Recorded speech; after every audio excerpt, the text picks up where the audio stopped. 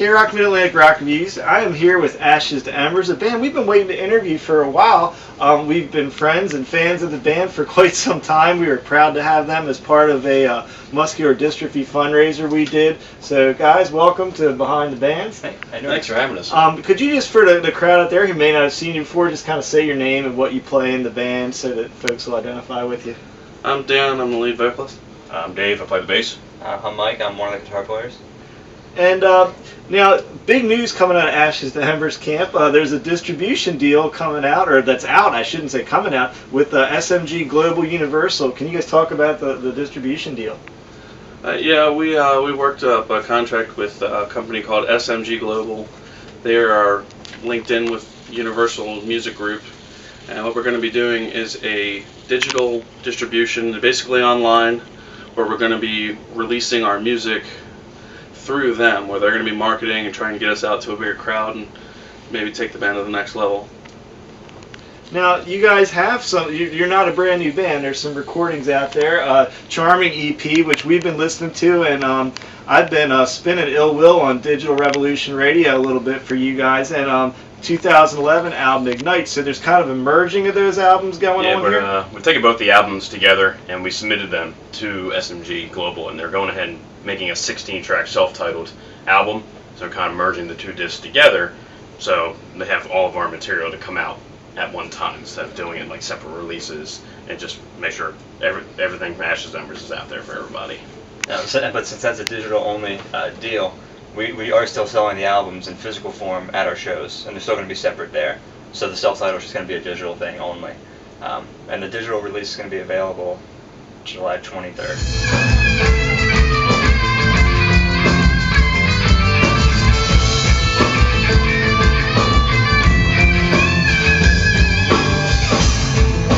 Love her for her life, I hate her for her danger. No, I love her for the danger. There's no time I feel quite so alive as when I'm inside of her. Now, Charming's a really cool EP. Is it one of you guys on the cover? Who's on the cover that, like, walking away at a distance? It's actually that's actually a very lovely silhouetted form of our drummer Fred, walking down Thames Street in Fells Point. Yeah. I kind of was trying to picture it before I came here. I was like, nah, it's one of those guys, but I couldn't tell which one it was. Yeah, I was actually like almost laying down in the street to get that shot. Now, you guys aren't a new band, so tell me a little bit about the songwriting process. Well, number one, are you still writing new music with what's coming out? And two, what's that process like for you guys? We don't stop, really. Yeah, we never stop. And I mean, and sometimes maybe it takes a while. Like we'll write something and we'll kind of keep playing it, and we won't actually play it anywhere else except practice for a couple months. Yeah. Because I mean, most of the time when we play, we only have so long to play. And there's songs you want to play something from Ignite, and you want to play stuff from Charming, and maybe there's a couple other songs that people like. And by the time you fit them all in, you're out of time because you got 40, 45 minutes maybe. So we have probably a stockpile of, I don't know, like 30 songs. 30 songs, yeah. Songs maybe. Yeah, we're probably getting closer to 40. Yeah. If you consider the other things we've written, we're working on. Do you ever just like float one out there in a set just to like road test it, or what? How do you pick with that many songs? Yeah. Yes, and we get a lot of those. We get a lot of turned heads. Like people come up, what was that?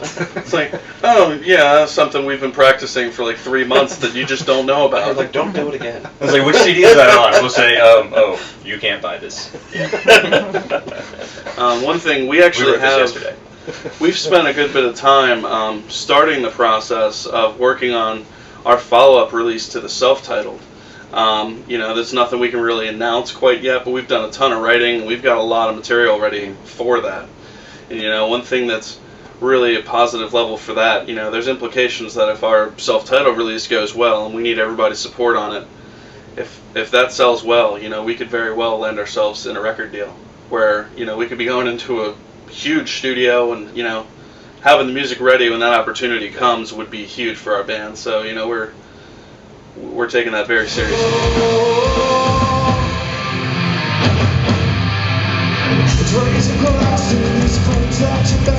All the things that you not damn well could never be. In the best happens, you think you can defend this truth that rails all your lies in deceit.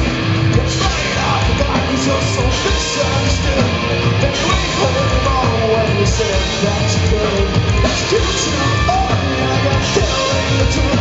You're vulnerable to death. So what's the process like for you guys? Does one of you do the lyrics? Does one do music? Like, how does it work for people that, because I'm not a songwriter, does somebody start with, do we start with guitarists? How does it work?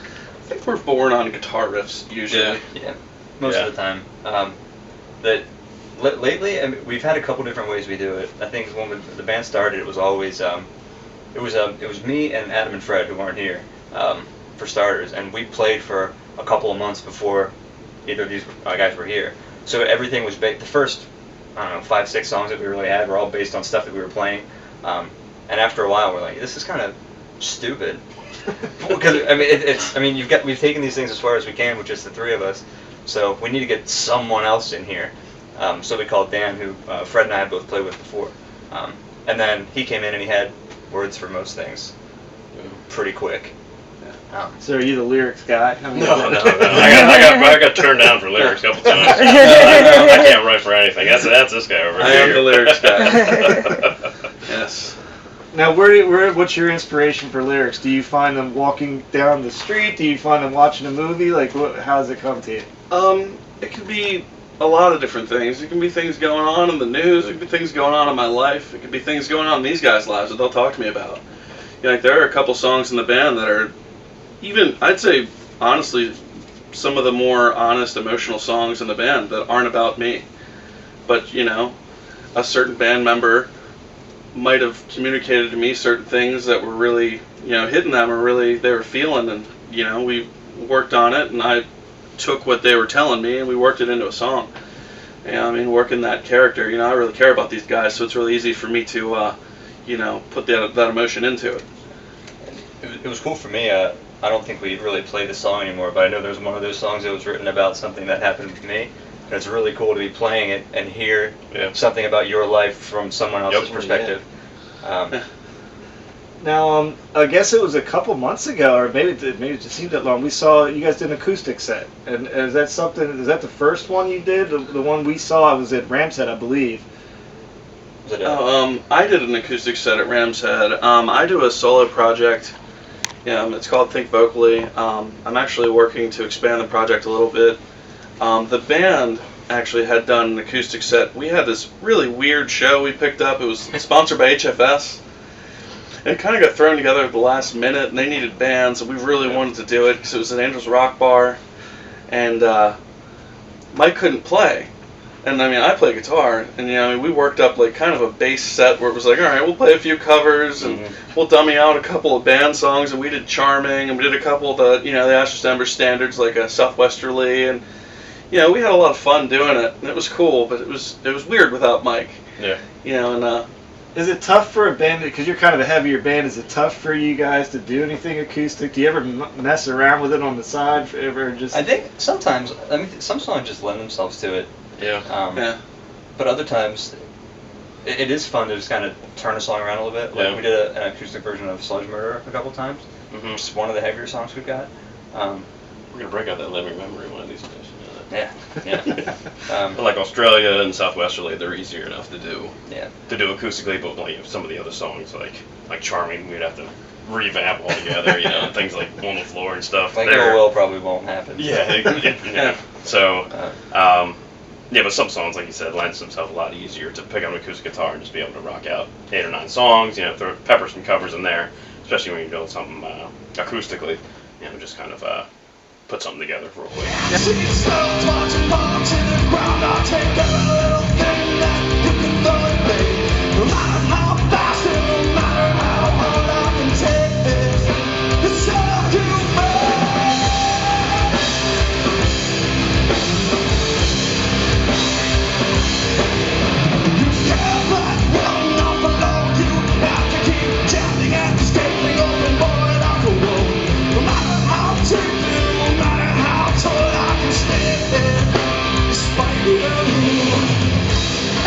A lot of times when I see you guys, you get that half-hour, 45-minute set, and I don't know if I know the answers. do you do a lot? You don't do very many covers, but is there a cover that? And I'll ask you because I always like to see what band's mind is on this. Is there a cover you like to do, and it might be different for each of you, or is there one that you've always wanted to do with this band to say, this would make a cool cover for us? On the spot. Well, we don't do covers very often. On occasion, we'll do a show. I mean, like in a 45-minute set, we really don't, since we have so many songs of our own. Right. We don't like taking time to do covers. But we've done a couple times where we're playing in bars or restaurants, and we're basically the entertainment for the night. So we're playing for 3.5 hours, and then we kind of need to. So we played in every band I've ever been in. We've played a version of Rockin' in the Free World. I still like doing that. I always enjoy playing. We played Wood a couple times by Alice in Chains. It always starts with a cool bass line, so I like it. I'm down with that. And it pretty much lines, the underlying line of the song. So I always enjoy playing Wood. That's a pretty good one. That was a guilty pleasure for me because I always wanted to play Wood in a band, and I was like, oh guys, we should play Wood when we had this show coming up. And everyone was immediately jumped on it. I got away with that one. I got away with So Cold by Breaking Benjamin. I was like, these are two bands I can sing at karaoke any night. And as a singer, it's the ultimate turn off the karaoke track. I got a live band tonight, and I get to sing someone else's song. This is easy. Yeah. You can get into the song, but it's not the same as conveying your own emotions or your own life on stage. So playing covers is, it's a lot different. Yeah. But it's definitely interesting. I always enjoy doing Turn the Page as well. So. Yeah. Now, I'm going to give you guys a chance to name drop a little bit. You shared the stage with some pretty big acts in the last, I guess, year or so that I've known you guys. You want to name drop a few of the big ones I know, that we've seen you with? 12 Stones. We played with The Dreaming featuring Christopher Hall from Stabbing Westward. Taproot, yeah. Played with Hurt and Smile Empty Soul. Charm City Devils. Yeah, Charm City Devils. Now, to let you know that we're fans of this band, I think we were at every one of those shows that you just listed. So one of the things you want to do is you want to make sure you check out Ashes to Embers live because it's a great live show. And the names they're listed, these are shows that we go to and see you guys with all the time, see you gather and fan support as you guys are building momentum. Now, if you already mentioned this, I forgot. When do you think the new stuff's going to come out? You were talking about merging the two. Is that a little ways off, or is the self-titled release from SMG is going to be available online on July 23rd. That's the release date. And the best place, you guys have a website. Where's the best? Is that the best place for folks to go to kind of learn about you? Yes. And that website is AshesToEmbers.com, and the links are all there for Twitter, Facebook. Reverb Nation, wherever you want to go on, it's right there, little tiles, or you can always go on Facebook and check us out, Ashes to Embers. It's a cool website because they've got it real well organized. You can see their videos up there. You can see the merch store and any upcoming show dates. So, guys, this is Ashes to Embers from Baltimore. We want to thank them for being on Behind the Bands.